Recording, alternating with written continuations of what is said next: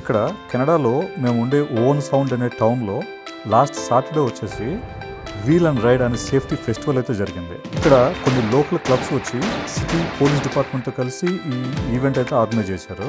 ఈ ఫెస్టివల్లో పిల్లలకి ఫ్రీగా బైక్స్ అయితే డిస్ట్రిబ్యూట్ చేశారు. ఆబ్వియస్లీ పిల్లలందరూ చాలా బాగా ఎంజాయ్ చేశారు. వాళ్ళకి బైక్స్తో పాటు హెల్మెట్స్ కూడా ఫ్రీగా ఇచ్చారు.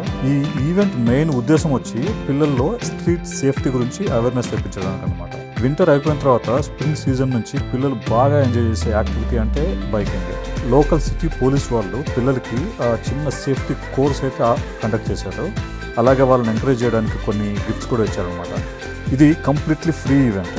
ఇక్కడ చారిటీ బార్బిక్యూతో పాటు ఎవరివైనా బైక్స్ చిన్న చిన్న రిపేర్స్ ఉంటే అవి కూడా ఫ్రీగా రిపేర్ చేసి ఇచ్చారనమాట. ఇయర్లో ఒకరోజు మాత్రమే జరిగే ఈ ఫెస్టివల్ పిల్లలకు మాత్రం ఒక స్వీట్ మెమరీగా మిగిలిపోతుంది.